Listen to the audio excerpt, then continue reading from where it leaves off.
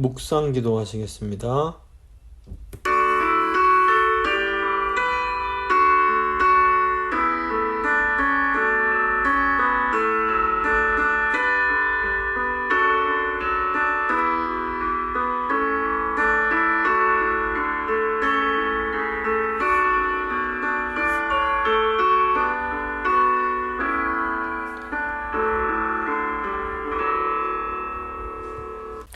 사도신경 고백합니다. 나는 전능하신 아버지 하나님, 천지의 창조주를 믿습니다.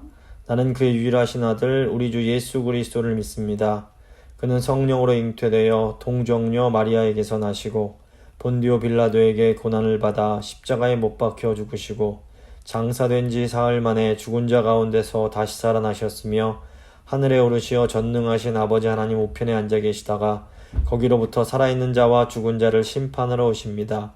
나는 성령을 믿으며 거룩한 공교회와 성도의 교제와 죄를 용서받는 것과 몸의 부활과 영생을 믿습니다. 아멘. 찬송가 195장입니다. 찬송가 195장 찬양하겠습니다.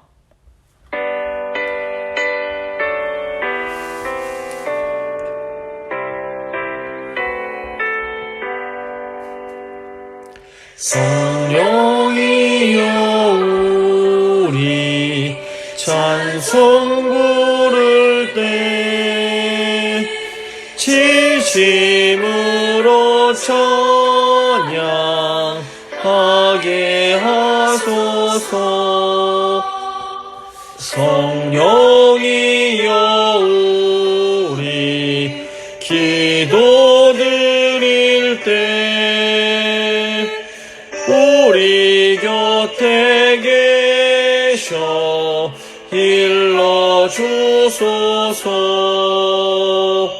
성령이여 우리 성경 읽을 때 그 속에서 빛을 보게 하소서. 성령이여 우리 전도할 때에 지혜로운 말씀 주시옵소서. 성령이여 우리 겸손해져서 우리 주와 같이 되게 하소서.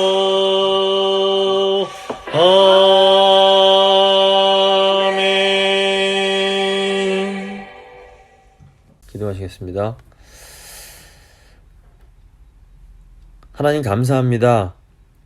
저희를 사랑하셔서 저희를 구원하여 주시고 저에게 믿음 주셔서 예수 그리스도와 연합하게 하시고 또 성령을 주시고 또 교회를 주신 거 너무너무 감사합니다.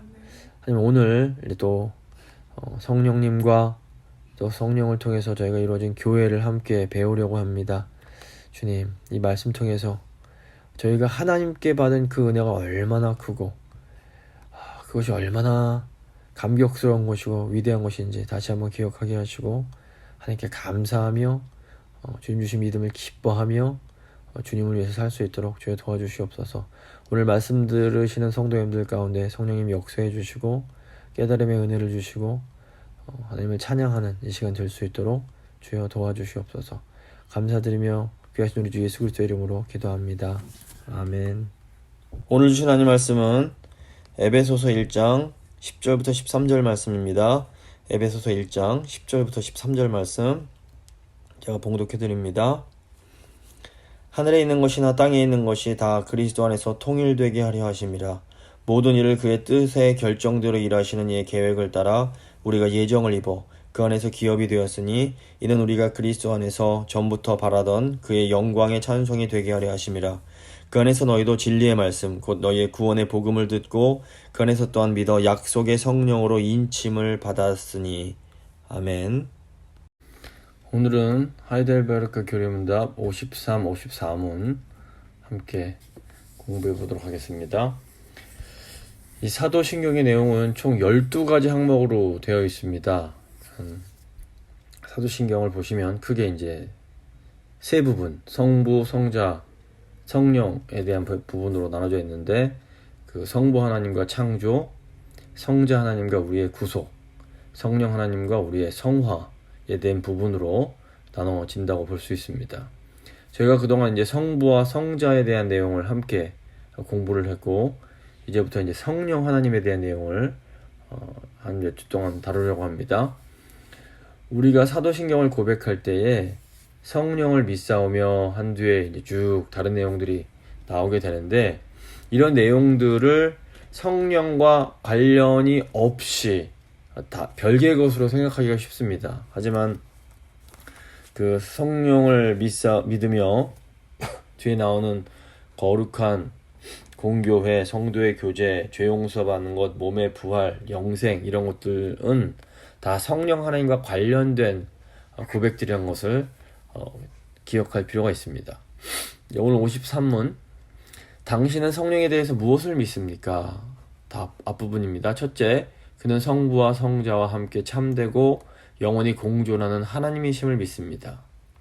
성령을 생각할 때 가장 먼저 생각해야 될 것은 성령도 성부와 성자와 더불어 동등하신 하나님이시라는 사실입니다. 우리가 성령 하나님을 생각할 때 조심해야 할 두 가지 극단적인 태도가 있습니다. 하나는 성령을 상대적으로 무시하는 것이고, 다른 하나는 성령을 상대적으로 더 높이는 겁니다. 교회사를 보면 어떤 사람들은 성령을 단지 하나님의 어떤 힘이나 능력 또는 에너지로 생각을 했습니다. 그래서 성령이 성부 하나님과 구별된 동등된 실체가 아니라 단지 하나님이 사용하시는 어떤 도구 같은 것으로 생각을 했던 겁니다. 지금도 여호와 증인 같은 그런 이단들을 보면 성령을 하나님의 에너지, 힘이라고 여기는 경우 그렇게 주장을 하고 있습니다. 또 어떤 사람들은 오직 예수 외치면서 예수님만 지나치게 높이고 성령님은 그냥 보조적인 역할을 하는 정도로만 이렇게 여기기도 합니다. 또 반면에 어떤 사람들은 지나치게 성령님의 역할을 강조합니다. 이제는 성령의 시대이기 때문에 구약은 성부의 시대, 신약은 예수 그리스도의 시대, 이제 교회의 시대는 성령의 시대이기 때문에 성령님이 최고다, 이렇게 강조를 합니다. 근데 이런 극단적인 태도에 공통적인 문제가 무엇인가 하면 이 성령을 성부와 성자가 따로 떼어놓고 생각하는 것입니다. 사실 성령에 대한 모든 오해가 여기서 시작되는데, 성령님은 성부와 성자로부터 나오시는 분이십니다. 구약 이사야 48장 16절 보시면, 너희는 내게 가까이 나와 이것을 들으라. 내가 처음부터 비밀히 말하지 아니하였나니 그것이 있을 때부터 내가 거기에 있었노라 하셨느니라. 이제는 주 여호와께서 나와 그의 영을 보내셨느니라. 그러니까 성령님은 결코 독자적으로 어떤 일을 행하지 않으십니다.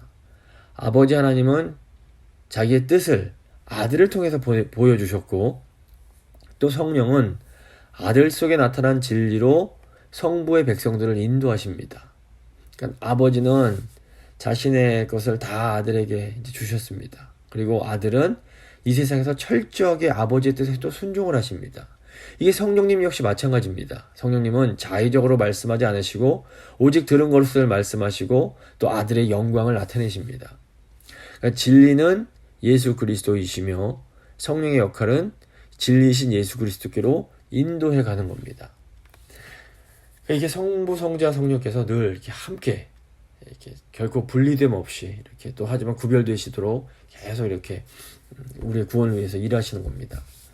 만약 성령께서 참 하나님이시라면 성령님은 예배를 받으셔야 마땅합니다. 우리가 성령을 믿사오며 성령을 믿으며라고 고백할 때 그 안에 내포된 의미는 우리가 성령님을 예배하오며라는 의미가 있는 겁니다. 하지만 성령을 강조하는 사람일수록 겉으로는 성령을 강조하는 것처럼 보이지만 사실은 자기의 어떤 유익을 위해서 성령을 이용하는 경우가 많습니다. 성령을 통해서 교회가 부흥되기를 바라고 성령을 통해서 뭔가 특별한 은사를 받으려고 하는 겁니다. 하지만 성령 하나님은 우리의 합당한 찬송과 영광을 받으시기에 합당하신 하나님이심을 잊어서는 안 됩니다. 성령의 인격, 즉 성령이 어떤 분이신지를 이해한 후에 이제 성령의 사역, 즉 성령이 우리를 위해서 무엇을 하시는지를 좀 알아야 됩니다. 이제 둘째, 그는 나에게도 주어져 내가 참된 믿음으로 그리스도와 그의 모든 유익에 참여하게 하시어 나를 위로하시고 나와 함께 영원히 계심을 믿습니다. 우리를 위한 성령의 사역과 관련돼서 두 가지를 이제 하이델베르크 교리문답이 주목을 하는데, 하나는 성령께서 우리에게 주어졌다는 것이고 다른 하나는 영원히 우리와 함께 거하신다는 겁니다. 성령께서 주어지셨다라는 것은 성령이 우리에게 주어진 선물임을 의미합니다. 그러니까 성령은 우리가 무엇을 열심히 노력해서 얻어낸 게 아닙니다. 그렇다고 또 우리가 아무 일도 안 하고 가만히 있는데 이 선물이 주어지는 건 아닙니다. 누가복음 11장 13절 보시면 예수님께서 너희가 악할지라도 좋은 것을 자식에게 줄 줄을 알거든 하물며 너희 하늘 아버지께서 구하는 자에게 성령을 주시지 않겠느냐 이렇게 말씀하십니다. 성령은 간절히 구하는 자에게 주어지는 선물입니다. 성령께서 하시는 일을 제대로 아는 사람이 이제 성령을 간절히 구하게 되는 겁니다. 근데 이제 하이델베르크 교리문답은 성령이 나에게도 주어져 이렇게 말을 합니다. 이것은 성령이 나에게만 주어지는 선물이 아니라 다른 사람에게도 주어지는 선물임을 의미합니다. 성령은 하나님의 백성들이 함께 누리는 선물입니다. 어떤 사람들은 다른 사람이야 뭐 성령을 받든 안 받든, 다른 사람이야 구원 받든 안 받든 나만 성령 받고 나만 구원 받으면 된다 이렇게 생각을 하기도 합니다. 이런 태도가 어떻게 보면 굉장히 신앙이 좋아 보이지만 사실은 아주 이기적인 겁니다. 우리는 함께 성령을 받았기 때문에 그리스도와 그리스도의 모든 유익도 함께 누리게 되는 겁니다. 많은 사람이 나만 잘 믿으면 되지 이렇게 생각하지만 이거 좀 잘 생각해보면 이게 불가능하다는 것을 알 수가 있습니다. 구원이 개인적인 차원이 분명히 있습니다. 내가 예수님을 구주로 고백하고 믿어야 됩니다. 하지만 그럼에도 구원은 이런 개인적인 차원을 넘어서는 매우 공동체적인 차원이 있습니다. 그래서 우리가 어떤 교회 공동체에서 어떤 말씀을 함께 듣고 어떻게 함께 신앙생활 하는지가 굉장히 중요한 게 되는 겁니다. 성령이 우리에게 주어진 목적은 우리가 그리스도의 모든 유익을 함께 누리게 하기 위함입니다. 우리가 그리스도와 연합하지 않으면 그리스도의 모든 유익이 우리와 상관이 없게 됩니다. 그리스도는 2000년 전에 세상에 오셨던 분이고 또 지금은 부활 승천하셔서 하늘 아버지 보좌 우편에 계십니다. 시간적으로나 공간적으로 예수님은 우리로부터 너무 멀리 떨어져 계신 분입니다. 그런데 성령님께서 놀라운 능력으로 우리를 예수 그리스도와 하나 되게 하시고 그리스도가 우리를 위해서 행하신 모든 유익에 참여할 수 있게 하시는 겁니다. 성령께서는 믿음을 통해 그리스도와 연합하게 하십니다. 우리는 오직 믿음을 통해서 예수 그리스도와 연합할 수 있습니다. 이렇게 성령께서 믿음으로 그리스도와 연합하게 하는 것을 한마디로 구원이라고 부르는 겁니다. 그래서 우리 구원은 삼위 하나님의 사역입니다. 아버지께서는 창세전에 구원을 계획하셨고 아들께서는 이 땅에 오셔서 십자가 지심으로 이 구원을 완성하셨고 또 성령께서는 이 구원을 우리에게 적용시켜 주시는 겁니다. 성령님이 우리 안에 거하심으로 이제 우리가 성전이 됩니다. 성령은 거룩한 영이시기에 거룩한 영을 소유한 성전인 우리는 이 성령의 인도로 거룩한 삶을 살게 되는 겁니다. 이걸 이제 성화라고 부릅니다. 그래서 우리는 성도, 즉 거룩한 물이라고 불리는 이제 교회가 되고 이 사도행전에서 고백하는 것처럼 거룩한 공교회가 되는 겁니다. 53은 당신은 그리스도의 거룩한 공교회에 관해서 무엇을 믿습니까? 우리가 성령도 믿지만 교회도 믿습니다. 물론 우리가 교회를 믿는다는 것을 오해하면 우리 교회와 하나님을 혼동하고 또 로마 카톨릭처럼 교회의 권위를 막 절대화시키는 잘못을 범할 수가 있습니다. 그래서 우리가 항상 성령에서도 마찬가지지만 극단으로 치우칠 위험이 있는데 교회에 대한 믿음도 두 가지 극단적인 태도가 있습니다. 하나는 교회를 너무 우습게 여기는 것이고 다른 하나는 교회를 너무 우상화하는 겁니다. 교회가 믿음의 대상이라는 것은 이 교회가 보이지 않는, 완전히 다 알려줄 수 없는 어떤 신비한 실체임을 또 의미합니다. 믿음은 보이는 것이 아니라 보이지 않는 것에 대한 겁니다. 만약 보이는 교회가 전부이거나 또는 우리가 교회에 대해서 전부 다 알 수 있다면 우리는 교회를 알고 이해하면 되지 믿을 필요까지는 없는 겁니다. 그러므로 우리가 눈에 보이는 교회가 전부가 아니라는 것을 꼭 기억해야 됩니다. 물론 교회는 보이는 측면이 있습니다. 교회에 가면 목회자도 있고 교회에서 기도도 같이 하고 설교도 하고 또 성도들도 있습니다. 이렇게 보여지는 측면들이 우리가 교회로서 살아가기 위해서 굉장히 중요합니다. 하지만 이렇게 보이는 것들은 우리의 신앙의 대상이 될 수는 없습니다. 교회 목회자가 아무리 좋아 보여도 목사는 믿음의 대상이 될 수 없는 겁니다. 그렇다면 우리가 교회에 대해서 무엇을 믿어야 될까요? 답입니다. 하나님의 아들이 세상의 처음부터 끝까지 전 인류 중에서 영생으로 택한 교회를 자신의 성령과 말씀으로 자신에게 모으고 보호하고 보존하시어 참된 믿음으로 일치하게 하시는 것을 믿으며 내가 그 교회의 살아있는 지체로서 영원히 그러할 것을 믿습니다. 그러니까 교회는 무엇보다 하나님이 세우신 기관입니다.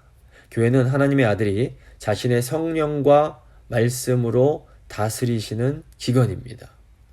그런데 눈에 보이는 교회는 사실 온전하지 못하고 추한 모습이 많이 있습니다. 그러니까 우리가 오직 믿음으로만 하나님의 아들이 죽으시고 부활하셔서 하나님 우편에 앉아 계신 것을 알 수 있는 것처럼 이 교회가 하나님께서 세우신 기관이라는 것도 오직 믿음으로만 알 수 있습니다. 그러니까 성경을 보면 이 교회를 하나님의 백성, 또 예수 그리스도의 몸, 또 성령의 전 이렇게 부릅니다. 이 표현들 딱 봐도 교회가 전적으로 성부, 성자, 성령 삼위일체 하나님께 속한 것임을 알 수가 있습니다.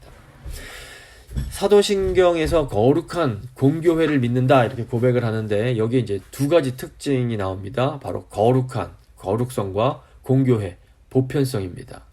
이 거룩의 문자적 의미가 구별하다, 구별되어 있다라는 겁니다. 똑같은 빵이라도 성천을 위해서 구별하면 이게 거룩한 빵이 됩니다. 마찬가지로 우리 사실 성도들도 뭐 보면 불신자들과 차이점이 거의 없습니다. 하나도 없습니다. 뭐 불신자들보다 더 훌륭하거나 더 똑똑하다거나 뭐 더 잘생겼거나 이러지 않습니다. 다 똑같습니다. 그런데 이게 교리문답 보시면 하나님의 아들이 모든 인류, 모든 사람들 중에서 영생을 위해 한 교회, 한 공동체를 선택하셨다라고 합니다. 하나님께서 우리를 선택하셨기에 우리가 거룩한 교회가 된 겁니다. 베드로전서는 교회는 우리가 누구인지, 우리가 세상에서 어떤 존재인지를 잘 설명해 줍니다. 베드로전서 2장 9절 보시면 너희는 택하신 족속이요, 선택하신 족속이요, 왕같은 제사장이요, 거룩한 나라요, 그의 소유된 백성이다 이렇게 말을 합니다. 여기서 보시면 선택, 제사장, 거룩, 소유 이런 단어들이 모두 교회의 거룩성과 아주 밀접한 관련이 있는 단어들입니다. 하나님의 선택이 우리의 거룩함의 시작인 겁니다. 이 교회의 거룩성과 함께 생각해야 될 게 이제 교회의 보편성입니다. 우리가 거룩한 공교회라고 할 때 이 공에 해당되는 부분이 바로 이 보편성인데 여기서 이제 공을 영어로 Catholic 또는 Universal이라고 번역을 합니다. 저희가 로마 카톨릭이라고 할 때 원래 카톨릭의 본래 의미는 뭐냐면 보편적인 하나의 이런 의미가 있습니다. 그러니까 현대인들은 사실 보편성, 우리 전부 하나됨을 강조하기보다는 개성을 추구합니다. 그래서 교회도 여기에 영향을 받아서 하나됨과 어떤 하나 되는 교회를 추구하기보다는 개교회 중심으로 이제 가는 경우가 많습니다. 하지만 예수님은 이 교회를 같은 믿음 안에서 일치되도록 세우셨습니다. 그러니까 교회를 보면 믿음과 시간에서 이 보편성이 드러나는데 우선 교회는 같은 믿음, 믿음에 있어서 공유되는 것이 있습니다. 우리가 고백하는 신앙의 내용은 뭐 시간과 장소에 상관없이 항상 동일해야만 됩니다. 이 그렇지 않은 교회는 이 보편성을 상실한 교회가 되는 겁니다. 그래서 교회는 우리가 사도신경처럼 이 보편적인 신앙 고백을 하는 교회와 같이 교제하며 서로 겸손하게 배우기를 힘써야 됩니다. 뭐 우리끼리만 잘하면 되지 우리가 왜 다른 교회와 연합을 신경 써야 돼 이런 생각을 할 수가 있는데 이게 이제 교회 보편성을 잘 이해하지 못하는 데서 생겨나는 오해라고 할 수 있습니다. 또 교회는 시간에 있어서도 보편성이 있습니다. 사실 교회는 많은 사람들이 오순절날 성령을 받고 교회가 생겨났다 이렇게 생각을 하지만 실제로는 하나님께서 첫 인류를 창조하실 때부터 이 교회가 존재해 왔다고 볼 수 있습니다. 그래서 로마 교회는 뭐 사도 베드로에 의해서 그 지상교회가 시작됐다 이런 식으로 또 주장을 하는데, 사실 예수님께서는 오셔서 새로운 교회를 세우신 것이 아니라 기존에 있던 교회를 새롭게 하신 것이라고 또 볼 수 있습니다. 그러니까 교회는 아담과 하와가 창조되었을 때부터 구약의 교회가 시작이 된 건 존재했던 겁니다. 그러니까 지금 또 이렇게 새롭게 뭐 교회들이 생겨나고 개척이 될 수 있는데, 이런 교회는 새롭게 생겨나는 것이 아니라 이미 있는 교회에 이제 가입되는 것입니다. 그러니까 교회의 시간적 보편성을 이해하지 못할 때 이단적인 주장을 하게 됩니다. 이단의 특징이 뭐냐면 기존의 교회는 다 타락해서 썩어서 우리는 완전히 새로운 교회야 이렇게 주장을 하는 겁니다. 이게 이제 위험한 겁니다. 교회에 대한 믿음에서 교회의 거룩성과 보편성에 대한 믿음이 굉장히 중요합니다. 하지만 그럼에도 불구하고 정말 중요한 것은 우리가 이 거룩하고 보편한 교회에 속하고 있는가 하는 겁니다. 우리가 이 교회 회원이 될 때에만 이 교회의 참된 유익을 누릴 수가 있습니다. 예수 그리스도와 연합하지 않으면 예수 그리스도의 그 구원 사역에 우리가 아무 의미도 없고 우리에게 아무 의미도 없고 우리에게 어떤 유익도 없는 것처럼, 우리가 이 그리스도의 몸된 교회에 속하지 않으면 그리스도가 아무리 교회를 뭐 택하시고 자기 소유된 백성으로 삼으셨어도 그 교회 그 일원이 되지 않으면 그 유익을 얻을 수가 없는 겁니다. 따라서 우리가 교회를 믿습니다 라는 이 고백에는 내가 바로 그 교회의 회원입니다 라는 고백이 함께 포함이 되는 겁니다. 54문을 보시면 이제 살아있는 지체라는 표현이 나오는데, 그러니까 우리가 눈으로 보는 교회는 살아있는 회원과 죽은 회원이 사실상 섞여 있습니다. 근데 이제 우리가 믿음으로 고백하는 참교회는 오직 살아있는 회원으로만 구성된 교회를 말합니다. 근데 이제 중요한 건 우리가 이 땅에 있을 때는 누가 살아있고 누가 죽었는지는 알 수 없다는 겁니다. 오직 하나님만이 누가 참 믿음으로 살아있는지 아니면 죽어있는지를 정확하게 알고 계십니다.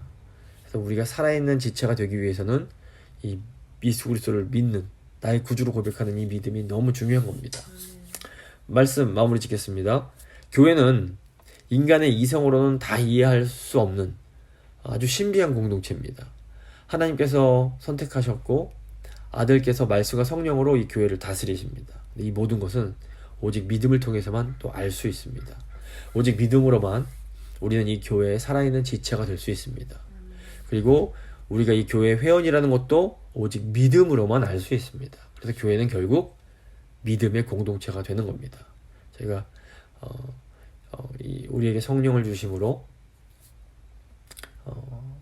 하나님의 백성이 되게 하시고 또 이 아름다운 교회 공동체 회원이 되게 하시는 은혜 감사하면서 주님께서 주신 성령을 통해서 주신 이 믿음을 다 힘써 지키는 우리 모두가 될 수 있도록 한번 같이 기도하도록 하겠습니다.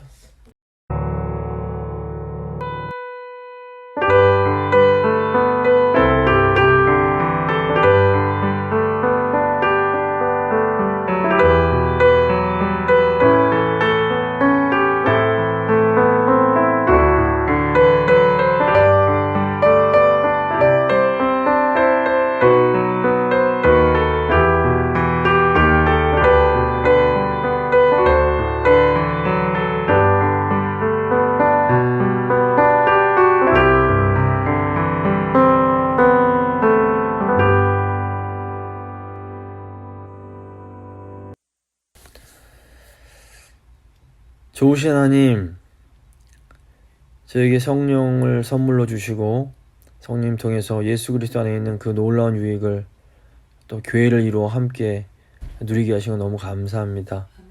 하나님, 저희가 교회를 믿습니다. 하나님께서 택하시고 예수 그리스도의 피값 주고 사신 이 교회에 정말 이 교회 안에서 저희가 함께 신앙생활을 할 수 있다는 것이 참 감사하고 기쁩니다. 저에게 눈에 보이는 재건 나성교회를 주심에도 참 감사합니다. 저희가 성도들이 정말 믿음 안에서 하나 되어서 주님께서 선물로 주신 이 귀한 교회를 사랑하며 잘 세우며 나아갈 수 있도록 주여 함께하여 주시옵소서. 아멘. 특별히 이 교회를 오랜 시간 믿음으로 지켜온 저희 노년부의 믿음의 성도들 주님 늘 함께해 주시고 하늘의 위로로 더해 주시고 이 땅에 계시는 동안에 정말 아름다운 믿음으로 끝까지 신실한 믿음의 경주 잘 하실 수 있도록 주여 함께하여 주시옵소서. 아멘. 또 그 우리 다음 세대들 또 이 선배들의 그 믿음을 잘 본받아서 정말 아름다운 믿음의 공동체를 이루어갈 수 있도록 주여 저희를 붙들어 주시옵소서. 그 교회 안에서 하나님께서 주신 그 놀라운 유익을 함께 기뻐하며 누리며 살 수 있도록 주여 저희를 붙들어 주시옵소서. 감사드리며 귀하신 우리 주 예수 그리스도의 이름으로 기도합니다. 아멘. 찬송가 210장입니다. 찬송가 210장 찬양하시겠습니다.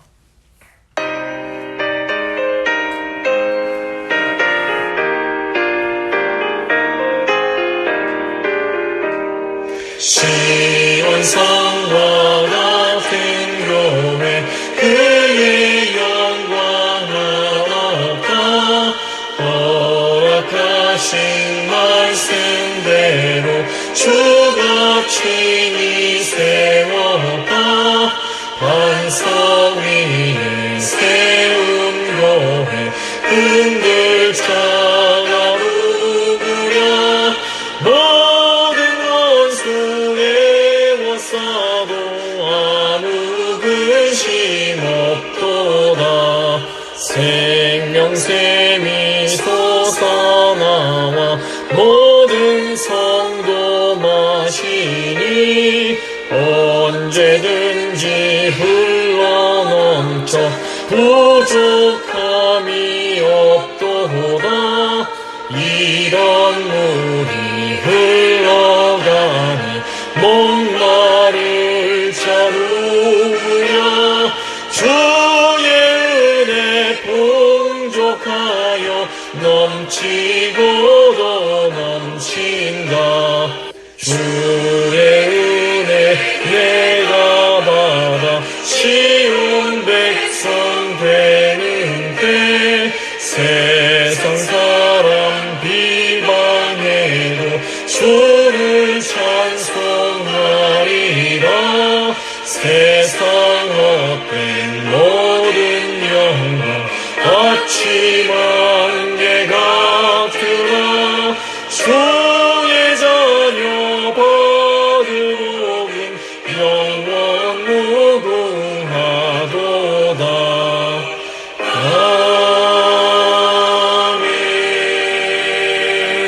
아멘. 주님 가르쳐 주신 기도로 예배 마치도록 하겠습니다. 하늘에 계신 우리 아버지, 아버지의 이름을 거룩하게 하시며 아버지의 나라가 오게 하시며 아버지의 뜻이 하늘에서와 같이 땅에서도 이루어지게 하소서.